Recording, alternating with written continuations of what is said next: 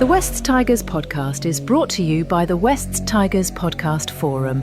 Join the conversation today at weststigerspodcast.com.au.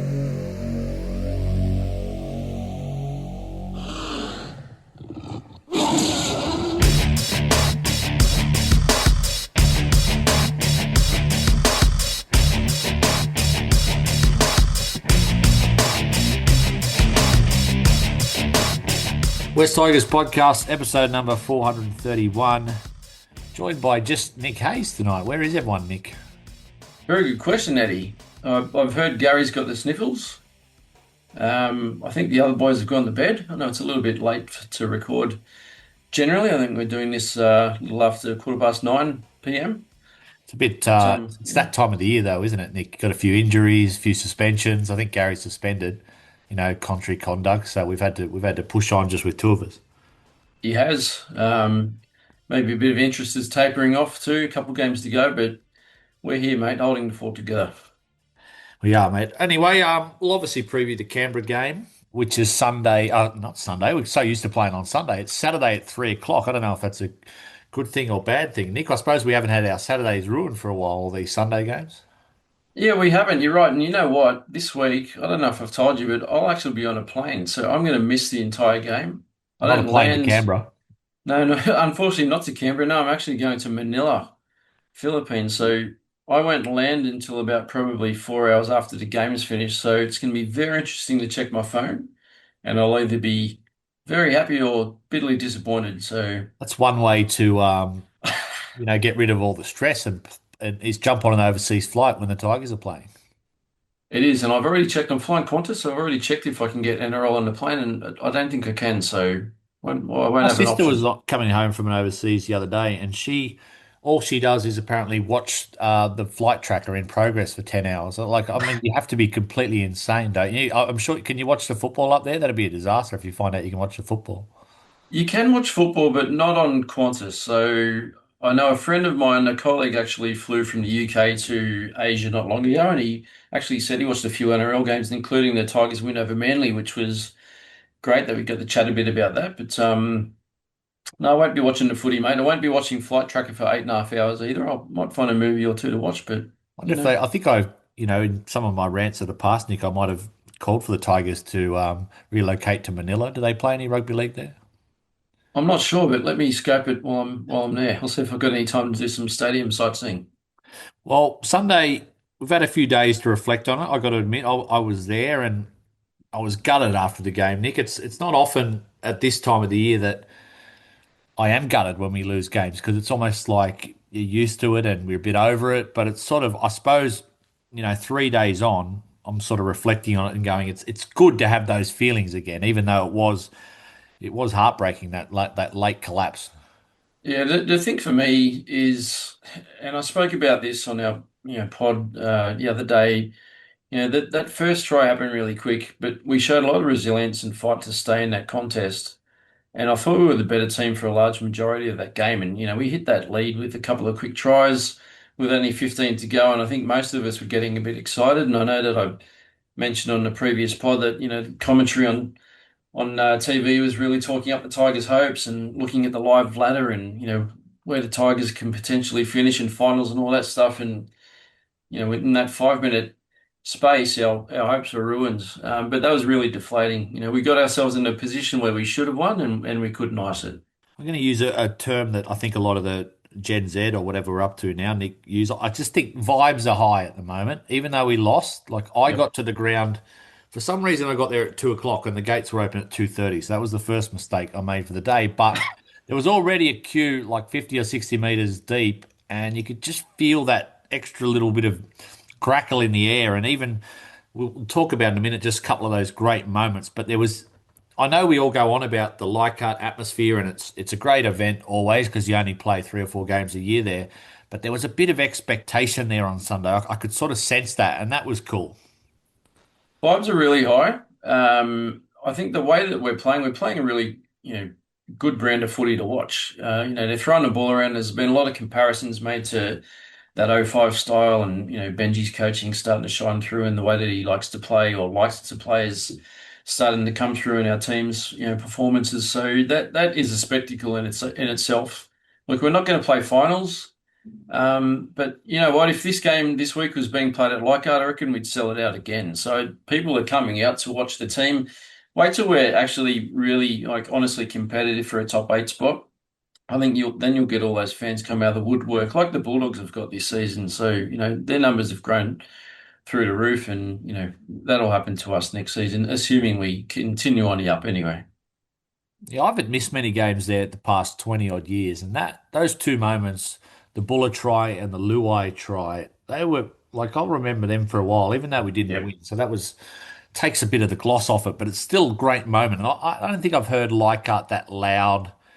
I was trying to rack my brain. I remember Robbie Farah kicking a golden point field goal on a Monday night once. I remember Benji Marshall kicking a golden point field goal against the Sharks in round one of 2012. They were obviously winning moments, but the actual moment in that game and on the 20-year anniversary, that the Buller flick pass Yeah. almost right in wasn't Buller's flick pass, it was a Taylor May. Taylor May Yeah. flick pass, but it was almost right in front of Benji on the bench. But he it was funny. I would have liked to see him, laugh and celebrate with that, but he still had the game face on.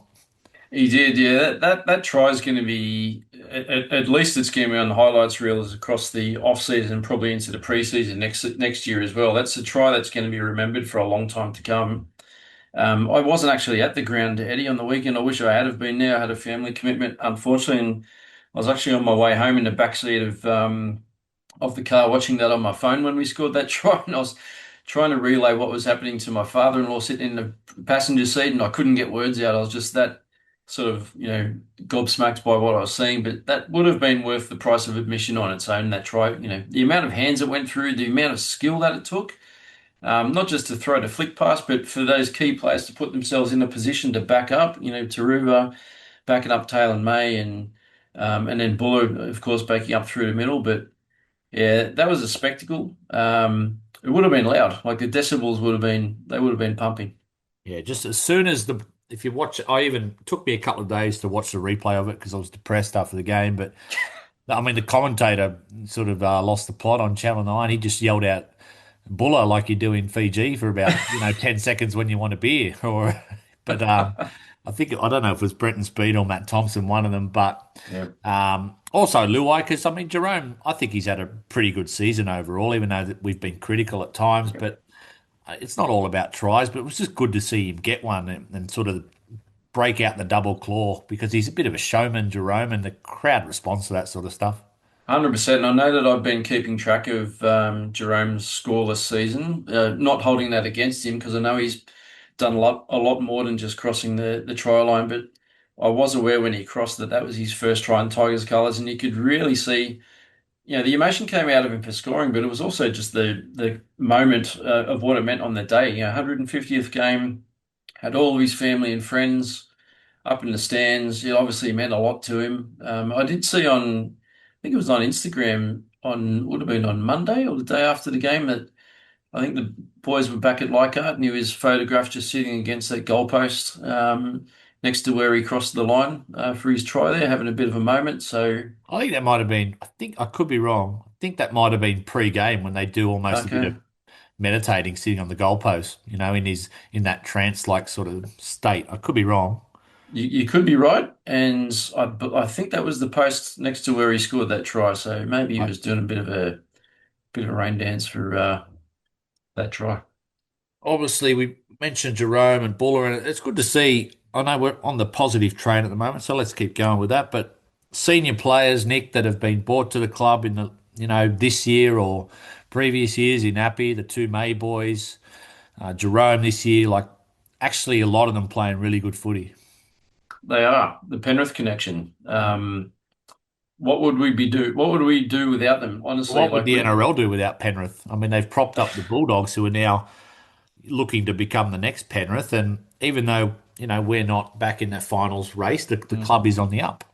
doesn't that speak volumes for just getting a bit sidetracked here about Panthers though, the way that they've brought up their junior systems and their development Geez, and that I'd love to see them pathways. come out and win this week with their flag side playing or whoever they're playing against the Yeah, Bulldogs. did I hear they've rested? Is it 16 players? Yeah, the Something whole team ridiculous. except for Brad Schneider. So That's unbelievable. Yeah, I mean it's a free kick for the Bulldogs, you'd think, but Yeah. nothing to lose. But enough about Penrith. We still lost the game, Nick. So it's Yep. those collapses. I thought we were sort of maybe over them. I even dared to get a little bit cocky when we were 28-16. I was thinking, oh, we're going to win this game 40-16 because the Cowboys are that sort of side that once they get a fair bit behind, they can let go of the game. But that Latu finding mistake, Cowboys scored off the next play, and then they just had all the momentum, and we looked like we were in quicksand. Yeah, and Scott Drinkwater just showed his class. Like they've got a couple of real quick players in their back line, but Drinkwater just carved us up. So I think it was that maybe the first try of those three. I think he got past Brent Naden pretty easily and and ran a decent amount of distance to set up that try, but we got burnt. And sadly, like I shared with you, I think it might have been yesterday, Johnny Bateman seemed to enjoy that win, which was a bit of a kick in the guts. But yeah, a game we should not have lost. Just really frustrating. Just Cowboys, they're not that good. They're good in spurts, and they were good in spurts against us. But I did think we dominated the majority of that game, but we just couldn't get it done. Moving on from the game, there was an announcement at halftime by Richo. I was sitting on the hill, Nick, and the mics don't often work on that side, so I couldn't really hear him, but it's obvious. There was, I think, a press conference at Concord the next day where he spoke about the stadium strategy, and it's good news. Looks like 60 million for Campbelltown and 50 million for Leichhardt. I know you guys spoke about it a bit on Monday night, but uh, I think we got to give Richo a pat on the back because I know we've been, well, I at least have been frustrated sort of playing at the 3 or 4 or 5 home grounds this year, and that may continue next year. But at the end of the day, he's got long-term results, it looks like, here for Leichhardt and Campbelltown. Even if the upgrades are not, Combank or the new Penrith Stadium, they're still Yeah. significant because they allow the team to go back to their two traditional grounds. Yeah, it will. And from what I understand too, the upgrades will be enough that we'll be able to play solely out of Leichhardt and Campbelltown, which kind of takes us back to when we started as a joint venture that we were playing sort of 50-50 splits. I don't think it will be 50-50. I think I heard we'll be playing majority out of Campbelltown, but I look forward to. I'm not sure if there's already designs out for Campbelltown, and I know on our pod the other night too that Jordan said that there's already 43 million allotted to the development of the is it the Centre of excellence out there. yeah, the Centre of Excellence, which is not part of that stadium upgrade as well. So I think Campbelltown might be getting a bit more of a significant upgrade than but like Richo said, it's going to guarantee future playing there for the next 15 to 20 odd years. So I love Leichhardt. Tell me someone that doesn't like Leichhardt, unless you're an old maybe a Magpies diehard that doesn't like to travel from Campbelltown, but such a spiritual place to play footy. But it's hard when you've got young kids. So I'd like to take my 10-year-old to the footy, and I've been a couple of times to sellouts this season, and it's very difficult getting a seat. So with some extra seating up in that new stadium that they're going to put in the northern end at Leichhardt, that'll make it a lot more family friendly, some better facilities, and I know what Richo's all about the corporate dollar. So there'll be Yeah. a lot more corporate Interesting space too. because I was sort of trying to picture it in my head what it might look like because all those big trees on The that trees, northern yeah. end. I don't know. Hopefully the Greens don't kick up a stink about that if we're going to knock them down. But I imagine they'd have to build a grandstand there. Well, that's what threw me because when you look at the plans that Darcy Byrne put on one of the council websites or government websites a while ago, the plans actually, I know they're computer generated, but they have that northern stand. It looks like it's tucked in behind the trees because you can see the trees in the background. Maybe they've done that because they don't want to upset all those Greens people for now. But Joel the other night mentioned that the trees are going, so Ooh. we'll see what happens. I don't know if he's been speaking with Long someone live with the a trees. chainsaw, but Although there's plenty of those the trees right around them. They scope around the side of the house yeah, and everything. So yep. I remember spending my youth. They put a fence up there where those trees are, but kicking footies and rolling down the hill there and trying to not to break my leg. But yeah, I hope that I haven't been to the new Brookvale, but I'm imagining they're planning something like that where they've built a new, like Latcham Robinson stand probably won't be touched. Maybe they touch up the corporate areas, but I hope it doesn't detract from the uniqueness of Leichhardt or the atmosphere of Leichhardt. I don't know. I'm not an architect or anything, so I don't know whether an enclosed grandstand or something would be better for the atmosphere. But I Mm. suppose as long as the hill remains, um, then it's going to retain its sort of iconic nature. From what I've seen, the hill's remaining. I hope the old scoreboard remains. The scoreboard, like that scoreboard, is brilliant. And I don't know if you saw that shot that I shared from is it Lockie McIntyre? The Yeah, on the top of the scoreboard hill with the Yeah, in the band score, going he was off. up in the scoreboard on the weekend, flipping the scores around and sticking his head out through the window, and crowd was revving him up. But like that's part of Leichhardt too. That's iconic. We could probably do with a bigger replay screen. That screen at the sort of southeastern corner is terrible. Like it's Yep. so hard to see if you're at the opposite end of the ground. But yeah, leave the hill, leave the scoreboard. That's Leichhardt. Be nice to leave the trees, but we'll see what happens. Just on Richo again, I mean, I've sort of, we had high expectations and he talked it up when he came here, but I think this year there's been that real progress. He spoke about when he was mentioning the home ground upgrades that, the independent board, there's been an increase in sponsorship. So I know results on the field, it's been probably slow progress with a wooden spoon in his first year, off the back of two wooden spoons before he joined, and then 9 wins this year, potentially 10, hopefully 11. But I think he's I think it's thank God we've still got him. You know what I mean? Like, I hate to think if he didn't come in 18 months ago, if the old admin was still there or someone who'd thrown into the fire.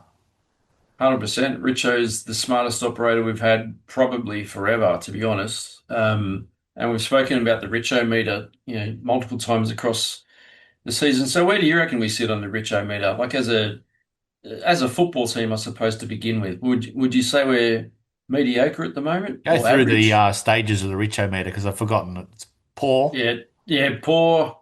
Um, was it poor to average, and then was there above average, and was Yeah, there good? well, I suppose, Nick, if we're going to talk about the Richo meter, we need to know what the what the Richo meter is.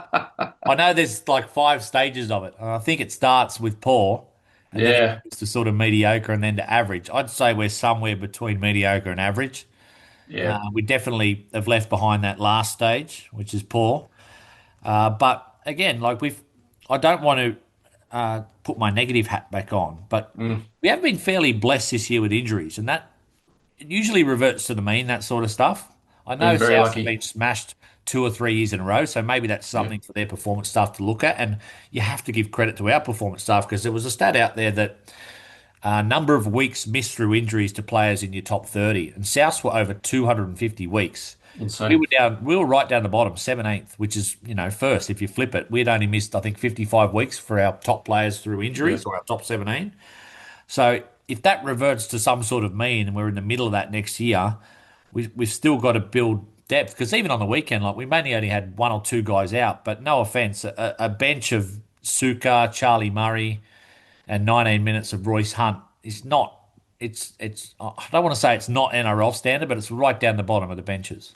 it really highlights how lucky we've been. And you just said the stats on, the injuries and or how lucky we've been injury wise. And, majority of our top sort of 17 have been around for the bulk of the season.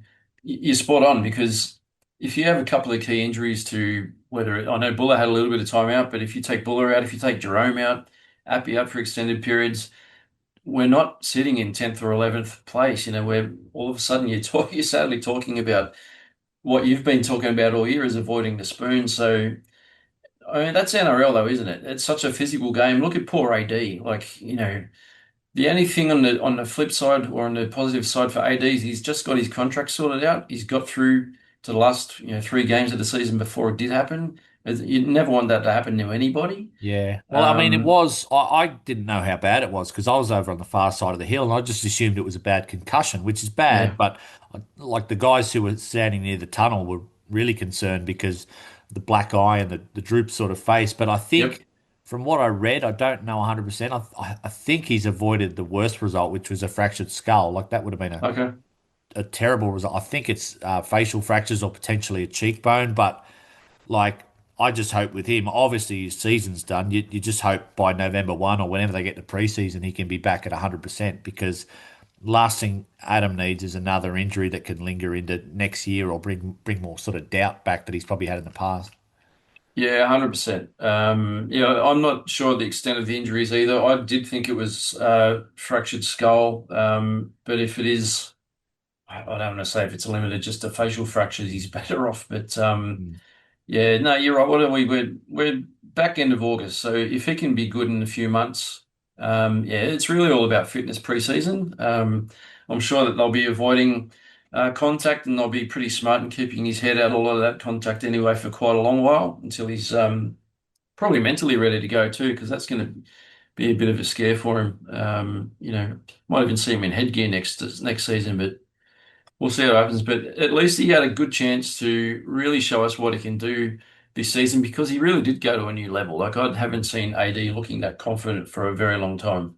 No, he had a great season. I think he'll be in the running. I don't know if he'll win it, but he'll be in the running for the. I'm not sure what the award's called, but Player of the Year and Players Player at the West Tigers Awards night at the end of the season. Not a whole lot of news around Nick, but I wanted to give a wrap actually to the West Tigers Instagram account and the Yeah, content team. There was actually an article a couple of weeks ago. I think it was on the official website, which said, basically how they've gone through a transformation the last 18 months to 2 years, the digital content team, because I was critical in the off season up until they released that almost two-part movie on the camp they did. yeah. I was thinking there's really nothing here. We're not getting any injury updates. There's not a lot of content out there for fans that are hanging off, Jerome coming in and off the back of three wooden spoons. But I I can't speak to what they've done exactly, but following that Instagram account this year's been really entertaining, and they've built narratives around some of our key signings like Taruva and Jerome and the characters there, Terrell as well. And I think whoever they are, I want to give them a rap because I think they've kept fans really engaged and some light-hearted stuff, but also some story building stuff. They've done a great job. I did see a story earlier in the season, and someone can correct me if I'm wrong, and I'm sure they will, but I'm sure that we hired a young lady that might have come across from the Parramatta media team. Okay. Um, and she was highly rapt. And I remember when she came across, I think the West Tigers actually put something on her, just like an introductory post about, what her name was and where she'd come from. And a lot of the fans from, I'm sure it was the Eels, had commented how much they were going to miss her and how much they loved the work that she did for the club. So massive raps, and we've all seen it. The social media has been unreal. Some of the shorts, like you said, that they've put together, those videos and the mock-ups have been classy. They keep you engaged, and I know I've shared quite a bit of it on my personal Insta. So yeah, really fun to watch. And when we get moments in games like that Buller try on the weekend and Jerome as well, that they're the sort of moments you want to take away, especially from tough losses. And the media team's done a really good job I at wonder where the highlighting those idea of moments. like Nick of the claw came from. Maybe it probably came from the players because they were the one that first done it on the field. But the media team, I think, has been really good at driving that home, and it's added a bit of I don't know, a bit of like bullishness to Tigers fans because I often thought over the past 3 or 4 years, working in the West Tigers media or content team would be really tough because you're just getting hammered by your own fans or opposition fans. And I think whilst the teams had more success this year, they're still, they're not in the top eight. They're not dominating competition. So I think I just wanted to give a big rap to them. They've done really well, and you're right. I don't follow any other clubs on social media, but when No, I we don't do know. play them, I might see something pop up in a suggested feed. But when your team loses and the generic post that goes out is, tough loss or, final result with the scoreline, and everyone jumps off the back of that and just hammers the poor old social media officer. So yeah, tough gig, but full marks and big raps to the West Tigers. They've done really, really well to keep everyone engaged this season. It's been great. Let's preview the game. We take on the Raiders, 3 o'clock Saturday. My mate told me it was going to snow in Canberra, and I think Nick he must have been pulling my leg because I've just looked up the forecast. A balmy 11 degrees in Canberra, which is for the That's for late August, early September. That's not too bad. Yeah, no snow at 11 degrees. I was actually at that one game where it did snow. It was Really, very cold. I was, mate. that was that was an iconic game that because I remember I think the heavy snow turned to mud through the second half. The snow stopped and we got run down on the bell or something. So I got a bunch of friends. We were fans. We are fans, but we hired a minibus. We got a driver to take us down. We got off the bus, and no one realized how cold it was going to be. I don't think snow was actually forecast for that day. We got off the bus, and it was snowing. And thank God I had a beanie on. But by half time, the snowing had actually stopped, and everyone should probably know from the footage that you see on TV and on YouTube. the ground was covered in snow. There were players sliding for 10, 15 meters when I was scoring tries or trying to stop a ball from going out.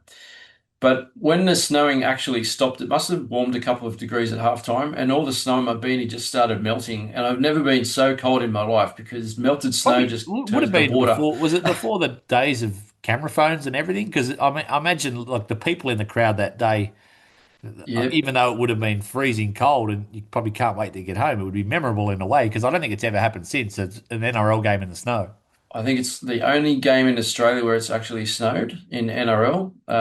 Proud to say I was there. And yeah, I don't have any photo footage or camera footage from that day. So yeah, I dare say it was before the modern smartphone. But very memorable day, mate. We'll never forget that one. Raiders with an overall edge, 25 wins to the West Tigers 20. We are 10 from 23 in Canberra. I've got a feeling, Nick, that was a lot better. I remember, was there a stat that Benji Marshall as a player never Yep. lost a game in Canberra? I think there was a period for about 5 or 6 or maybe even 7 years where we didn't lose a game against Canberra. We had a huge run, and then I think it flipped pretty sharply Yeah. at some point. But yeah, I remember going to Canberra a couple games, after that snow game, and watched a couple of really good wins. So look, stranger things have happened. We could beat them. It's funny when I look at Canberra on paper, I still don't get excited. And I know I said at the start of the It's season, credit to their coach, though, isn't it, it's really? massive credit to Ricky Stewart. He's just turned that team into a team of winners, and they're playing some really good footy. So stranger things have happened, but we spoke earlier about the strength or weaknesses of our bench and our depth. I still don't get very excited when I look at our bench for this weekend. It's going to I be a tough wish one. Ricky had the same, thought as Ivan Cleary and decided to rest all 16 of them. But unfortunately, Ricky spoke about this. They're going for the minor premiership because they obviously haven't won a premiership for 30 years. So there's some prestige attached to the minor premiership, and they're expecting a sellout there on Saturday afternoon. So we could be walking into a bit of an ambush. They're cruising along really well. I did have a quick look at the ladder before we jumped on, so I think Melbourne's only 2 points behind. But yeah, Melbourne got Canberra better need for it to again, win. so they still need to win to get that minor premiership. They do. Canberra want to win, and that's what I'm afraid of. They're going to be turned on, or turned up and on and ready to go. It's funny, they've only lost 4 games this season, the Raiders. Unbelievable that you're like who could have I know they were favourites for the wooden spoon, which sounds outrageous because they're always disrespected in the market, Canberra. But Yeah. like usually, you think at best they're going to come sixth, seventh, eighth, and just punch away and graft away and be that gritty sort of side. But they've actually got a they're averaging 27 points a game, so they've got a stack of young talent there that can move the ball. They're killing it. And look at the teams too that they've lost to. So they lost 2 games in round 3 and 4. They lost to Manly and the Cowboys. So no big, No, feathers in the cap there. Round 10, they lost to the Dogs. And that's when the Dogs was playing some really good footy and top of the ladder. And the only other loss they had was a few weeks ago. They lost to the Dragons. Dragons are no world beaters either. So they've basically beaten everyone that they need to beat to be dominant. And they've had 4 games or maybe 3 games where they've lost to teams that really aren't going to be playing football or football in September. So yeah, they're tracking along really well. Maybe they'll have another off day and lose to the Tigers, but I can only hope. mean we did run them close at Campbelltown. We probably should have won that game, Nick. It was almost a bit like the Cowboys game in terms I thought we dominated probably 60 minutes of that game at Campbelltown, but couldn't get over the line that night. Yeah, I've probably blocked most of that out of my memory, to be honest. I know that we've lost quite a few games that we should have won, even some games against decent opposition. That was one of them against the Raiders. But look, we've played pretty decent footy against the Raiders over recent years, so I wouldn't be surprised if we can win or if we do win. I'm not expecting it to happen, but I wouldn't put it past us to upset the team coming first at the moment. But yeah, we'll wait and see what happens on Saturday. Interesting couple of players lurking in the extended bench, Nick. Number 18, Makasini, the youngster, the much hyped kid from Newington College who's finished his HSC and then I called him the Grim Reaper lurking at number 22, Brent Naden.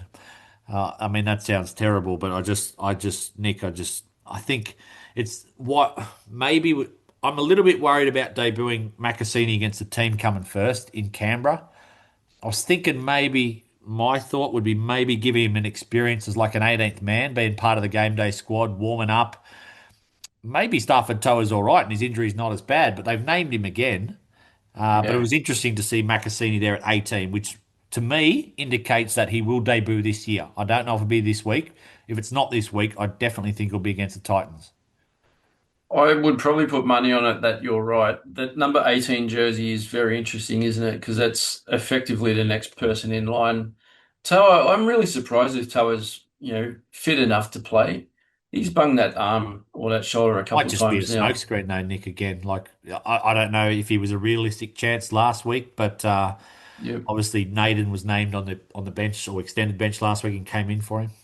Nathan's a long way down in the jersey numbers though. The one Macassini, look, I'd love to see him play, but we've spoken about it. I think I'd be happy to wait until next season to see him debut at NRL level. I don't mind if we play him against the Titans in the last round. It's not really going to matter. It's probably a good opportunity for him to debut. The only other one on that extended bench that I would like to see get a go is Christian Mapapalangi, and I know that he's been on that extended bench several times over the last sort of couple months, and he can fit in anywhere across the back line as well, and he wouldn't look out of place. So. Yeah, we'll see what happens with Toa. It wouldn't be surprised if he's a late scratching. Let's see what Benji's got up his sleeve. Macassini, you never know. It might happen. Very strange to bring him against a team coming first, but Mm. I guess we'll find out Saturday. Heath Mason gets a crack on the bench. I suppose he's a bit of a jack of all trades with obviously Latu having to start with Adam out for the season. So I guess no real surprise there. No real surprise. Look, I like what Heath can do attacking wise. It does worry me when he's on the field defensively because he's so small and Mm. he has been run over a few times. I know he's thrown his body on the line a lot of times in defense and he's good when he can get up in people's faces, but if he's not quite quick enough or if the defense catches him out, he can be a bit of a target. So look, we'll see what happens, but it's a small bench, isn't it? Apart from Royce Hunt, who doesn't play many minutes, there's not a great deal of impact there, which has been our problem for a while too. Alrighty, well we won't. I've given up, given away doing predictions, Nick, because everyone thinks I'm negative, so I'm not going to give any predictions for the game. But like you said, stranger things have happened. Be a great way to end the year, just about knocking over a team that's potentially going to win a minor premiership. Let's do the quiz. I haven't proofread it, so this could be an absolute disaster. But This is thank you, me Nick, against for me. sending in the quiz. What's This that? is me against me. I can't lose. Yes, exactly. This might be a lot of silence in between me asking the questions and Nick trying to answer them. But question number one. In season 2005, we used 26 squad players in total, excluding our 17, which played on grand final day. Name the other nine that played for us at some point in that season. I saw a couple of them there actually on Sunday, Nick, in the Guard of Honor or the tunnel when they were being presented. So there was a couple of Balmain juniors, or one Balmain junior in there, a couple of veterans. I'll go through it. We got John Wilson. He was in Yeah, played some he could centres fill that in. year. Yep, good player. Backup winger to Daniel Fitzhenry and a bit of a flyer back in the day, Matthew Reek. I do remember one that was named its 18th man for the grand final, Shannon McDonald, and couldn't get a start because Paddy Richards was good enough to play. Yeah, Shannon McDonald. I think he played a little bit of fullback for us in 2006 when Honjo got injured. Yep. Robert Miles, Ben Reynolds, Matt Jobson, Bronson Harrison was the Balmain Junior I was referring to. Dean Collis and Ray Cashmere. Big Ray went to the Ray, Cowboys after Razor the year Ray. after, I think. Yeah. Yeah. Question number two is a multiple choice.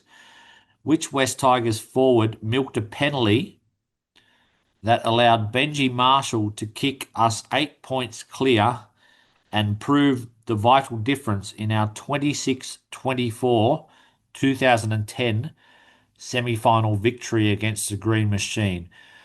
Was it A, Bryce Gibbs, B, Keith Galloway, C, Todd Payton, or D, Gareth Ellis?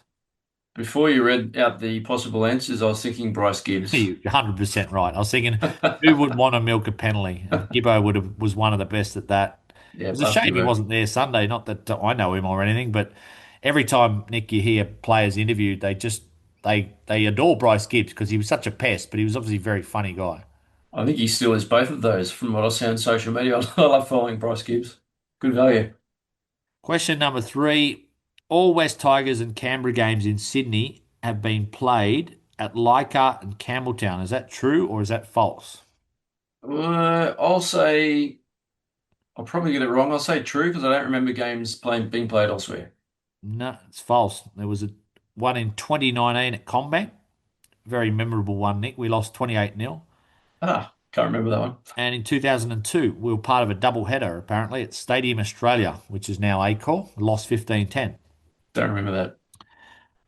Question number 4. In what round did Scott Prince score his one and only West Tigers try in season 2004? And, which team was it against? If you think it's topical, you probably could guess it. Did you say tropical or No, topical? not tropical, topical. Topical. Topical is in who we're playing against this week. That's probably Canberra. Was Canberra. Well done. Thank you. And what round was it in, Nick? 16. Round number 10. Close. 26-12 win over the Raiders at Campbelltown. Who am I? I was born in Bankstown in 1993. I captained the Australian schoolboys in 2011. There's no way in hell you're going to get this, Nick, so don't even bother, pretending like you're trying to think about it. But I'll read them all out anyway. Okay. Played against the Raiders in our 2012 Toyota Cup Premiership victory.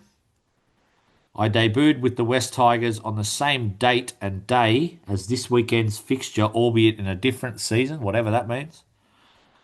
I played one game in my rookie NRL season and another 10 the year after, and never played NRL again. Shared Wow. the same nationality as a 2005 Premiership winner. Give you a clue. I think it's Greek or Italian. Stayed in.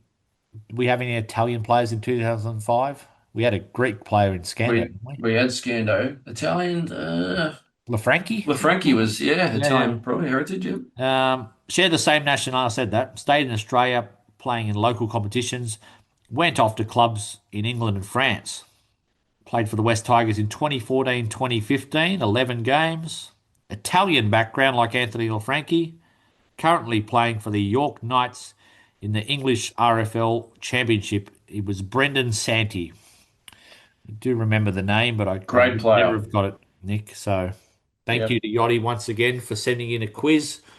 One to go next week against the Titans, Nick. So thank you. Tonight we'll send out a search party for the rest of the boys. Yeah, smoke signal. It's fairly Pigeon clear carrier. Yeah, pigeon carrier. It's pretty clear out there tonight, so smoke signal should work, but maybe Batman signal up in the buildings. Get someone's response. Batman, we need your help. Righty, mate. Well, Joel will be back with the boys Sunday night. Let's hope it's after a Tigers win. Thank you, Nick. Good on you, Eddie. Thanks, mate.